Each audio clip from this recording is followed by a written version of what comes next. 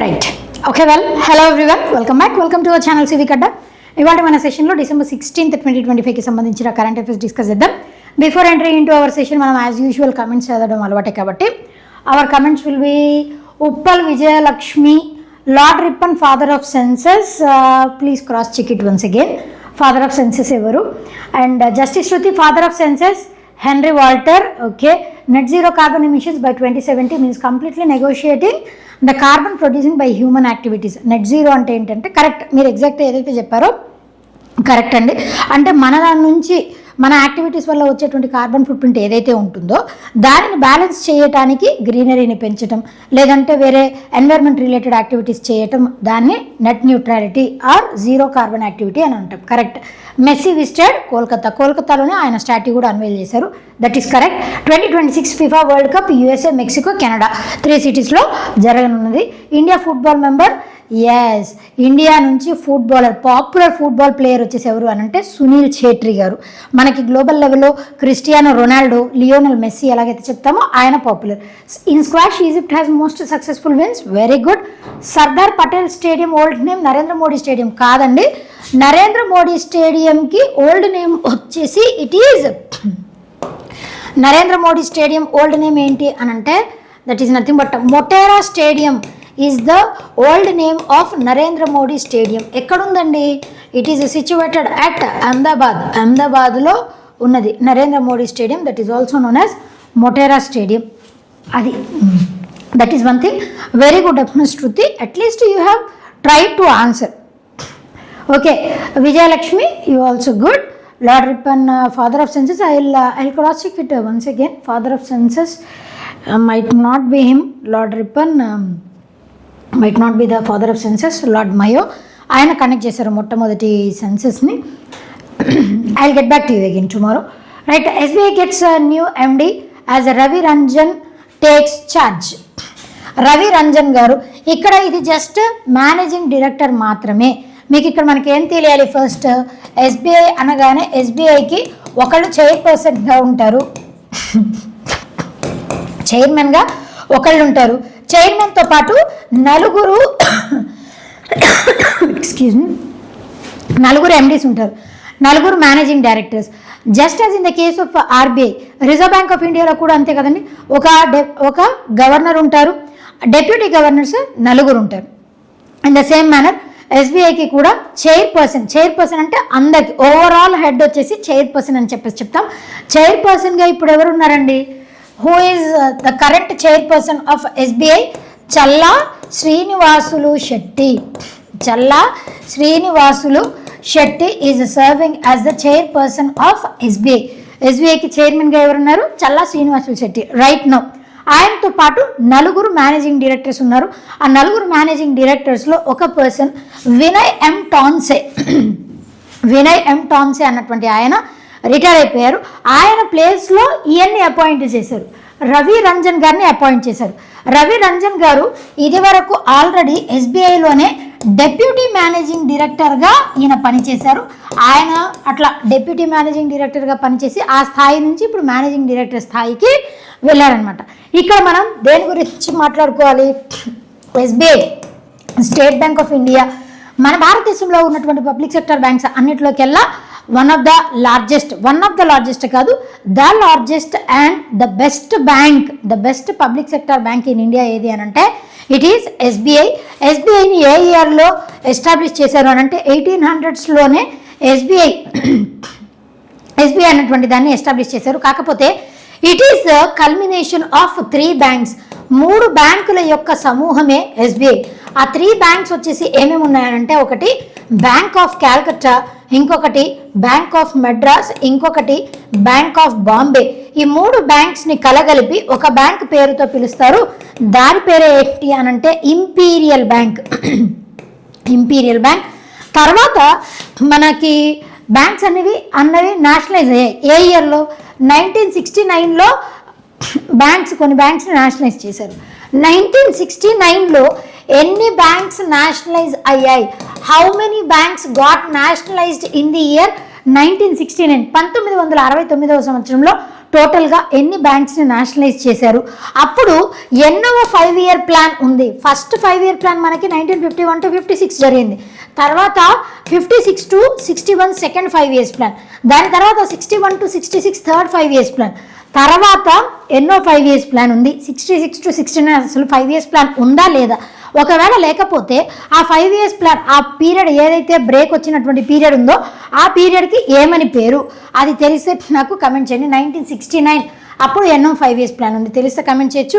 Imperial బ్యాంక్ని కాస్త 1955వ సంవత్సరంలో ఏం చేశారు అని అంటే నేషనలైజ్ చేసి దీనిని ఎస్బీఐ అని చెప్పి రీనేమ్ చేశారు. Nationalised and it got renamed. దీనిని ఇంపీరియల్ బ్యాంక్ అన్నటువంటి దాన్ని నేషనలైజ్ చేసి మరియు రీనేమ్ కూడా చేశారనమాట. అది ఎప్పుడు? ఒకసారి ఎస్బీఐ మెయిన్స్ ఎగ్జామినేషన్లో ఈ క్వశ్చన్ అడిగారు. SBI got renamed from imperial bank in which year అని అంటే 1955, లేదా SBI got its name in which year అని అంటే 1955లో దాన్ని రీనేమ్ చేశారు. ఎస్బీఐకి మొట్టమొదటి చైర్పర్సన్గా ఎవరు పనిచేశారు అని అంటే John Mathai served as a first chairperson of SBI. ఎస్బీఐకి మొట్టమొదటి చైర్మన్గా ఎవరున్నారు? జాన్ మత్తై గారు ఎస్బీఐకి మొట్టమొదటి చైర్మన్గా ఉన్నారు. ఇప్పుడు రైట్ నౌ ఇట్ ఈజ్ చల్లా శ్రీనివాసులు శెట్టి గారు రైట్ నౌ ఎస్బీఐకి చైర్పర్సన్గా సర్వ్ చేస్తున్నారు. అది ఎస్బీఐ యొక్క హెడ్ క్వార్టర్స్ వచ్చేసి ఎక్కడ ఉన్నాయి? ఆల్మోస్ట్ ఆర్బీఐ, ఎస్బీఐ ఇట్లా పబ్లిక్ సెక్టర్ బ్యాంక్స్ అన్నీ కూడా ముంబైలోనే దాని హెడ్ క్వార్టర్స్ ఉంటాయి. Right, next one national energy conservation awards 2025. ఈ అవార్డ్స్ని national energy conservation day, national energy conservation day సందర్భంగా దీనిని ఈ అవార్డ్స్ని ప్రకటించారు. నేషనల్ ఎనర్జీ కన్జర్వేషన్ డే వచ్చేసి ఎప్పుడు సెలబ్రేట్ చేస్తామండి? It is celebrated on December 14 every year.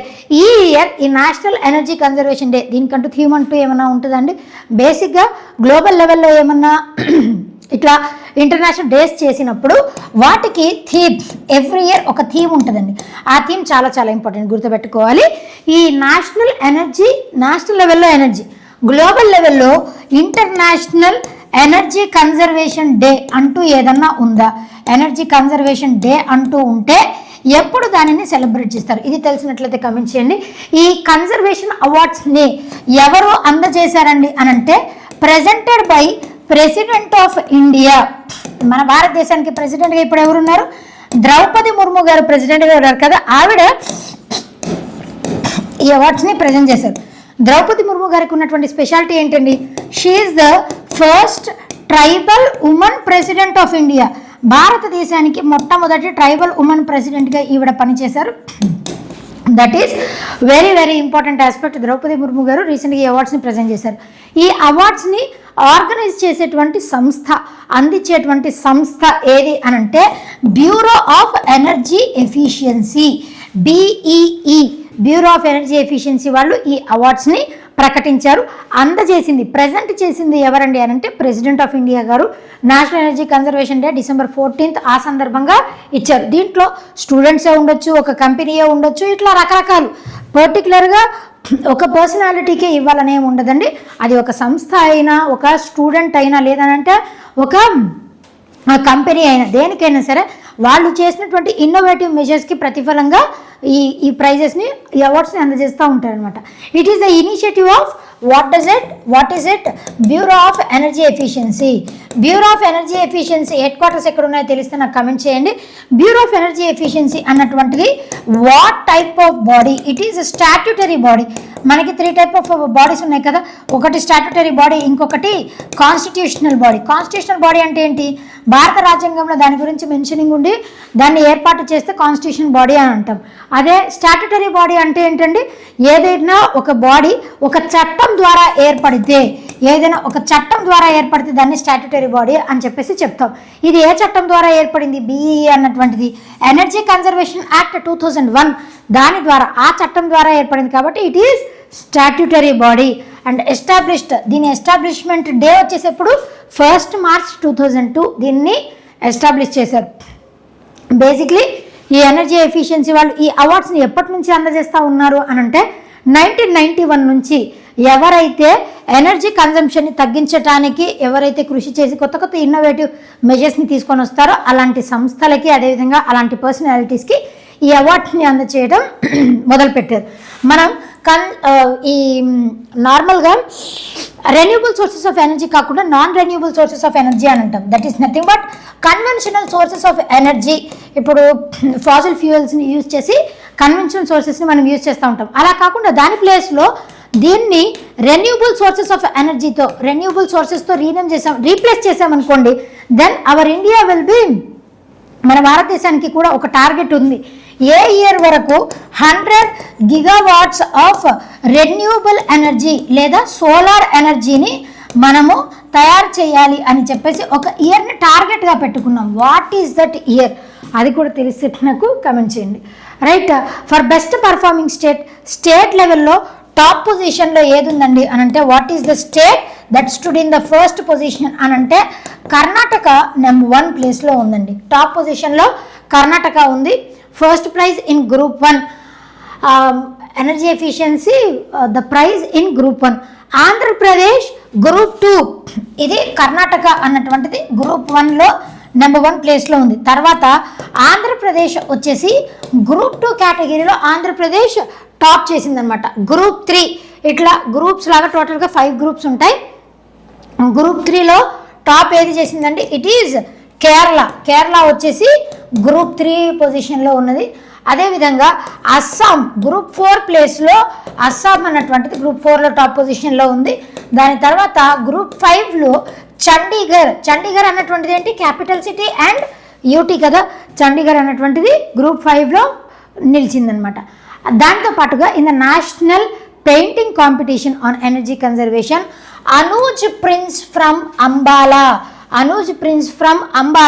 Ambala అన్నటువంటిది ఏ స్టేట్? నాకు తెలిస్తే కమెంట్ చేయొచ్చు. Ambala back the first prize in group A category, while Soumyajeet Malik from Odisha emerged as the winner in the group B category. పెయింటింగ్లో కూడా గ్రూప్ ఏ, గ్రూప్ బి ఆ 2 కేటగిరీస్లో ఇట్లా విన్నర్స్ని అనౌన్స్ చేశారు. Right, next one, Ponduru khadi fabric from AP got GI tag. ఇక్కడ మనకి ఇనీషియల్లీ తెలియాల్సింది what do you mean by GI tag. GI tag అన్నటువంటిది ఏదైనా ఒక ప్రోడక్ట్ పర్టికులర్గా ఒక జాగ్రఫికల్ లొకేషన్కి యూనిక్ అయి ఉండి, అలా అది మ్యానుఫ్యాక్చర్ చేసినటువంటి ప్రోడక్ట్ అవ్వచ్చు, పండించినటువంటి పంట అవ్వచ్చు, లేదా ఇండస్ట్రీలో తయారు చేసినటువంటి గూడ్ అవ్వచ్చు, ప్రసాదమే అవ్వచ్చు, ఫుడ్ మెటీరియల్ అవ్వచ్చు, లేదు అనంటే స్పిరిట్స్, వైన్స్, ఇలా ఏ మెటీరియల్ ఉన్నప్పటికీ కూడా ఒక పర్టికులర్ జాగ్రఫికల్ లొకేషన్కి యూనిక్ ఆర్ రేర్ అనుకోండి, అలాంటి దానికి జిఐ ట్యాగ్ ఇస్తారు. జిఐ ట్యాగ్ అన్నటువంటిది ఏ సంస్థ అందజేస్తుంది అనంటే GI registry, geographical indication registry ఈ ట్యాగ్ని అందజేస్తూ ఉంటుంది అనమాట. It comes under which ministry అనంటే ministry of commerce and industry. ఈ కేటగిరీలోకి ఈ మినిస్ట్రీ కిందకు వస్తుంది అనమాట జిఐ రిజిస్ట్రీ అన్నటువంటిది. జిఐ రిజిస్ట్రీ 1999 ఈ యాక్ట్ ద్వారా ప్రతి సంవత్సరం కూడా జిఐ ట్యాగ్స్ని అందజేస్తూ ఉంటారు. ఒకసారి ఒక ప్రోడక్ట్కి జిఐ ట్యాగ్ లభించింది అని అంటే దాని వ్యాలిడిటీ 10 సంవత్సరాలు. ఆ 10 సంవత్సరాల తర్వాత మరలా రెన్యువల్ చేసుకుంటే ఇంకొక 10 సంవత్సరాలు వస్తుంది. ఇప్పుడు రీసెంట్గా మన union minister of commerce and industry అయినటువంటి పీయూష్ గోయల్ గారు బై ద ఇయర్ 2030 ఎన్ని నెంబర్ ఆఫ్ జిఐ ప్రోడక్ట్స్ మన భారతదేశం నుంచి రావాలి అని చెప్పేసి ఆయన చెప్పారు. టార్గెట్, మన ఇండియా యొక్క టార్గెట్ ఎంత, బై ద ఇయర్ 2030 ఎన్ని జిఐ ప్రోడక్ట్స్ రావాలి అని. ఇప్పుడు ఆల్రెడీ సమ్ 650+ జిఐ ప్రోడక్ట్స్ అన్నటువంటి ఉన్నాయి భారతదేశం నుంచి. ఎంత మనం అచీవ్ అవ్వాలి అన్నది టార్గెట్గా ఆయన సెట్ చేశారు, రీసెంట్గా అనౌన్స్ చేశారు. ఎంత అది తెలిస్తే నాకు కమెంట్ చేయండి. దాని తర్వాత అప్లికేషన్ ఫీ, జిఐ ట్యాగ్ లభించాలి అని అంటే ఫస్ట్ మనం దానికి అప్లై చేసుకోవాలి కదండి. అప్లికేషన్ ఫీ ఇది వరకు 5,000 రూపాయలు ఉండేది. ఇప్పుడు ఆ 5,000 రూపాయల నుంచి ఆ అప్లికేషన్ ఫీని 1,000 రూపాయలకి తగ్గించారు. సో దట్ అందరూ ఎవరైనా సరే ఒక ప్రోడక్ట్కి జిఐ ట్యాగ్ లభించాలి అంటే అన్నీ అప్లై చేసుకున్నవన్నీ జిఐ ట్యాగ్ లభిస్తాయని లేదు కదా. 5,000 నుంచి 1,000 అనుకోండి, ఓకే, వాళ్ళు కూడా మన ప్రోడక్ట్ యూనికా కాదా అనేది వాళ్ళు టెస్టిఫై చేస్తారు. టెస్టిఫై చేశాక మనకు అవార్డు ఇస్తారనుకోండి. అట్లా అప్లికేషన్ ఫీని కూడా తగ్గించారు. ఎందుకు? ఎక్కువ జిఐ ప్రోడక్ట్స్ కల్పించాలి అని చెప్పేసి. అయితే ఇక్కడ ఈ పొందూరు ఖాదీ అన్నటువంటిది ఈ ఫ్యాబ్రిక్ ఉన్న స్పెషాలిటీ ఏంటి అని అంటే వీళ్ళు పండించేటువంటి పత్తి, ఆ పొందూరు అన్నటువంటిది ఒక విలేజ్, శ్రీకాకుళంలో పొందూరు అన్నటువంటిది ఒక గ్రామం. ఆ గ్రామంలో ఆ కాటన్ని పండిస్తారు. ఆ పత్తిని కూడా క్లియర్ చేయటానికి ఒక ఫిష్ యొక్క జాబోన్ని యూజ్ చేస్తారు. ఆ ఫిష్ యొక్క జాబోన్ వచ్చేసి దట్ ఈజ్ వాలుగా ఫిష్ యొక్క జాబోర్ని దీన్ని తయారు చేయటానికి వాడతారనమాట. అంటే అది క్లీన్ చేయటానికి వాలుగా ఫిష్ జాబోర్ని యూజ్ చేస్తారు అట్లా. అండ్ మోర్ ఓవర్ ఇప్పుడు నార్మల్గా మనం ఒక క్లాత్ తయారు చేయాలి అని అంటే కొన్ని మెషిన్స్ని యూజ్ చేసి క్లాత్ని తయారు చేస్తూ ఉంటాం. ఫస్ట్ దాన్ని థ్రెడ్స్ లాగా తయారు చేయాలి, ఆ థ్రెడ్స్ని స్పిన్ చేసి క్లాత్ లాగా తయారు చేస్తూ ఉంటారు కదా. కానీ వీళ్ళు ఇప్పటికీ కూడా మాన్యువల్గానే చేత్తోనే తయారు చేస్తారు వీళ్ళ ఖాదీ అన్నటువంటి. అది స్పెషాలిటీ అనమాట, పొందూరు ఖాదీ. దీంట్లో 3 టైప్స్ ఉన్నాయి కాటన్లో కూడా, hill cotton, Punasa cotton or red cotton, ఇట్లా 3 టైప్స్ ఆఫ్ ఉన్నటువంటి కాటన్స్లో వన్ ఆఫ్ ద 3 కాటన్స్ అనమాట. ఆ 3 కాటన్స్లో ఇది ఒక వెరైటీ. అండ్ వీళ్ళు నేసేటువంటి చరఖా గాంధీ చరఖా అని చెప్పేసి దానికి పేరు. ఆ గాంధీ చరఖాకి ఎన్ని వీల్స్ ఉంటాయి? Wheel with 24 spokes. ఎన్ని సువ్వలు ఉంటాయి అని అంటే 24 స్పోక్స్ ఉంటాయి. అండ్ దీని థ్రెడ్ కౌంట్ కూడా ఇంపార్టెంట్. దీని థ్రెడ్ కౌంట్ కాటన్లో మనం ఎప్పుడైనా సరే ఒక బెడ్షీట్ కానీ ఏదైనా క్లాత్ తీసుకోవాలి అని అన్నప్పుడు థ్రెడ్ కౌంట్ చూసుకుంటాం. 100 కంటే ఎక్కువ ఉంది అని అంటే అది మంచి కాటన్, ఎయిర్ని ఫ్రీగా మూవ్ అయ్యేలా చేస్తుంది, ఎక్కువ హీట్ని అబ్జర్వ్ చేసుకుంటుంది అని అర్థం. దీని థ్రెడ్ కౌంట్ వచ్చేసి 100 to 120, that is the cotton thread count అనమాట. ఇది దీనికి సంబంధించిన ఇంపార్టెంట్ థింగ్ అంతా కూడా. ఆంధ్రప్రదేశ్ నుంచి ఇంకా వేరే GI ట్యాగ్ కలిగినటువంటి ప్రోడక్ట్స్ ఏమున్నాయి? ఇప్పుడు arabica coffee from Araku valley, Kondapalli toys, Etikoppaka toys, అదేవిధంగా ఉప్పాడ పట్టు, ఇట్లా చీరలు కూడా చాలా వెరైటీస్ ఉన్నాయి కదండి ఈ టాయ్స్. ఇట్లా ఇంకా వేరేవి ఏమి GI ట్యాగ్ ఆంధ్రప్రదేశ్ నుంచి GI ట్యాగ్ వచ్చినటువంటి ప్రోడక్ట్స్ ఏంటి? ఎస్పెషల్లీ ఆర్టిఫాక్ట్స్, హ్యాండీక్రాఫ్ట్స్ అంటే ఇప్పుడు నేను చెప్పాను, ఆర్టిఫాక్ట్స్ తయారు చేసినటువంటి వాటిల్లో ఒక ఆర్టిఫాక్ట్కి GI ట్యాగ్ లభించింది ఆంధ్రప్రదేశ్ నుంచి. ఏంటది? రీసెంట్గా కూడా మన రిపబ్లిక్ డే అప్పుడు ఆంధ్రప్రదేశ్ నుంచి వాళ్ళు ఇంట్రడ్యూస్ చేసినటువంటి ట్యాబ్లు, ఆ ట్యాబ్లలో కూడా వాళ్ళ స్టేట్ గొప్పతనం ఏదైతే ఉంటుందో హెరిటేజ్ దాన్నే ప్రజెంట్ చేస్తూ ఉంటారు. దానికి స్పెషల్ జ్యూరీ అవార్డు లభించింది ఆంధ్రప్రదేశ్ స్టేట్కి. దేన్ని ప్రజెంట్ చేశారు దానికి కూడా GI ట్యాగ్ ఉంది. అదేంటో తెలిస్తే నాకు కమెంట్ చేయండి. నెక్స్ట్ వన్, శిఖర్ ధావన్, ఆయన autobiography that is the one, cricket, my life and more. The one ఈయన కంపెనీ అనమాట. ద వన్ అన్నటువంటిది ఈయన స్టార్ట్ చేసినటువంటి ఒక సంస్థ. ఆ సంస్థ ద్వారా ఎవరైతే నెక్స్ట్ స్పోర్ట్స్ పర్సనాలిటీస్ క్రికెటర్స్గా ఎదగాలనుకుంటున్నారో వాళ్ళని ఎంకరేజ్ చేసేటువంటి ఒక ఈక్విటీ ఫర్మ్. అట్లా ద వన్ వచ్చేలాగే ఈయన ఆటోబయోగ్రఫీని కూడా పెట్టుకున్నారు. The one cricket, my life and more. Shikhar Dhawan is a cricketer. ఆయన ఆటోబయోగ్రఫీ అంటే ఏంటి? వాళ్ళ పుస్తకం వాళ్ళ జీవిత చరిత్ర వాళ్ళు రాసుకుంటే ఆటోబయోగ్రఫీ అంటారు. వాళ్ళ జీవిత చరిత్ర వేరే వాళ్ళు రాశారు అంటే దానిని ఏమంటామండి? That is biography. అదేవిధంగా సచిన్ టెండూల్కర్ గారి ఆటోబయోగ్రఫీ, ఆయన పుస్తకం పేరు వచ్చేసి ఏంటి? What is the name of autobiography that was written by Sachin Tendulkar గారు. రీసెంట్గా ఆస్ట్రేలియాకి చెందినటువంటి ఒక క్రికెట్ ప్లేయర్ ఆయన ఒక పుస్తకాన్ని, ఆయన ఆటోబయోగ్రఫీని రాశారు. ఆస్ట్రేలియాకి చెందినటువంటి one of the popular cricketer. ఆయన ఆటోబయోగ్రఫీ పుస్తకం పేరేంటి? అది కూడా నాకు తెలిస్తే కమెంట్ చేయండి. ఈ 2 కమెంట్ చేయండి. ఇంకా MS ధోని గారు, ఇట్లా చాలామంది ఆటోబయోగ్రఫీస్ ఉన్నాయి, అవన్నీ కూడా important. Next, Shafali Verma ICC player of the month for November 2025. ఫీమేల్స్లో player of the month Shafali Verma గారికి లభించింది. ఈవిడ ఎవరిని డిఫీట్ చేశారు అనంటే Thipatcha Putthawong from Thailand. Capital currency వచ్చేసి ఏమున్నాయండి? Bangkok and the currency is Thailand baht, capital currency. అదేవిధంగా Isha Oza UAE, capital currency వచ్చేసి ఏంటి? Abu Dhabi and the currency is dirham. Abu Dhabi currency వచ్చేసి దిర్హం. వీళ్ళిద్దరిని డిఫీట్ చేసి షఫాలి వర్మ గారు రీసెంట్గా 78 బాల్స్లో 87 రన్స్ని స్కోర్ చేశారు. అదేవిధంగా రీసెంట్గా వన్డే ఇంటర్నేషనల్ విమెన్స్ క్రికెట్ మ్యాచ్లో మన మహిళా టీమ్ గెలిచింది కదా. విమెన్స్ క్రికెట్ మ్యాచ్లో ఇండియా గెలిచింది. ఎవరి మీద? ఇండియా సౌత్ ఆఫ్రికా మీద గెలిచింది. ఆ ఇండియా సౌత్ ఆఫ్రికా మీద గెలిచినప్పుడు కూడా ఆ టీంలో ఈవిడ కూడా ఉన్నారు. మరి ఆ టీంకి కెప్టెన్గా ఎవరున్నారు? Who was the captain for that team? Harmanpreet Kaur తెలుసు కదా మీకు. షఫాలి వర్మ గారికి ఐసీసీ హెడ్ క్వార్టర్స్ వచ్చేసి ఎక్కడ ఉంటున్నాయండి? Those are situated at Dubai UAE international cricket council. మరి దానికి ప్రెసిడెంట్గా ఎవరున్నారు? Who is serving as the president of ICC right no. ఇది ఫీమేల్స్లో ఈవిడకి లభించింది. మరి మేల్స్లో ఎవరికి వచ్చిందండి అని అంటే మేల్స్లో సైమన్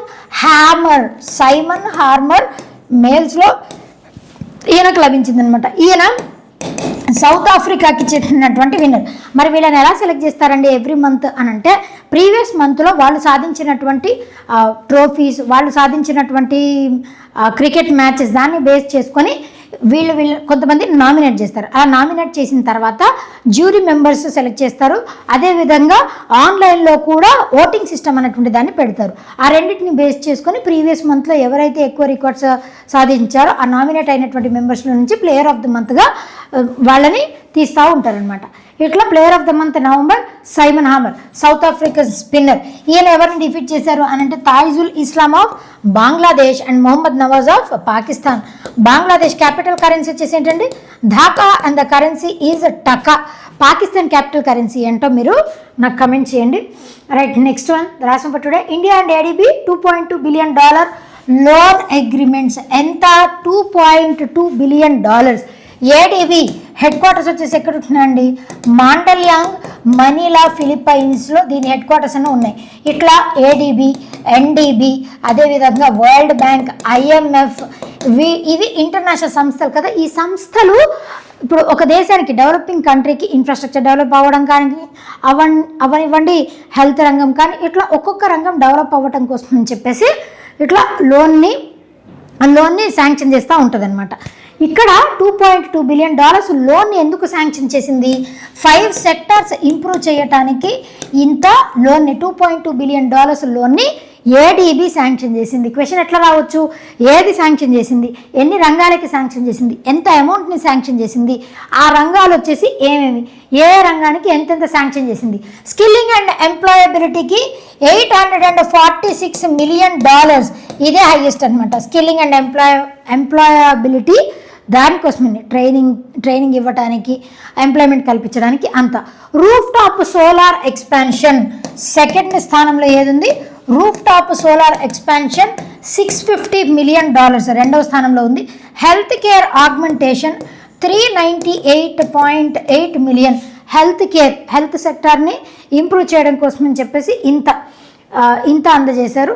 అది కూడా ఎస్పెషల్లీ గౌహతి అస్సాం, దిబ్రూగర్ అస్సాం, సిల్చార్ అస్సాం, వీటిని సెంటర్ ఆఫ్ ఎక్సలెన్స్గా తీసుకొని అక్కడ మెడికల్ కాలేజెస్ పెట్టడం కోసం అని చెప్పేసి దీన్ని అందజేశారనమాట. దీంతోపాటు మనకి పిఎం సూర్యఘర్ ముఫ్త్ బిజిలీ యోజన, దీని ద్వారా ఎక్కువ అసలు పురోగతి లేదు అని చెప్పేసి కూడా రీసెంట్గా గవర్నమెంట్ ఆఫ్ ఇండియా ఒక స్టేట్మెంట్ని పాస్ చేసింది.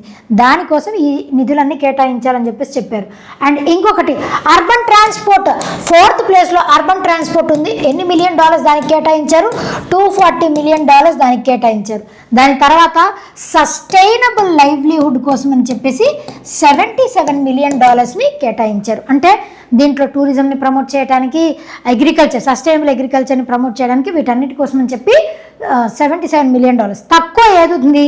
సస్టైనబుల్ లైవ్లీహుడ్స్కి తక్కువ కేటాయించారు. దీంట్లో మేఘాలయలో టూరిజంని ప్రమోట్ చేయడానికి, అర్బన్ ట్రాన్స్పోర్ట్లో చెన్నై మెట్రో రైల్ దీన్ని డెవలప్ చేయడం కోసం అని చెప్పేసి ఇట్లా స్పెసిఫిక్గా ఒక స్టేట్, ఒక ప్రాంతం ఏదైనా ఉంటే అది చాలా ఇంపార్టెంట్, అది గుర్తుపెట్టుకోవాల్సింది, ఇంకా ఆప్షన్ ఏం లేదు. So this is all about today's session అండి. Will be meeting for another session, that is tomorrow. Until then keep watching, keep learning. ఎవరైనా సబ్స్క్రైబ్ చేసుకోకపోతే do subscribe to our channel civic Adda. Will be meeting for another session. Until then, thank you so much.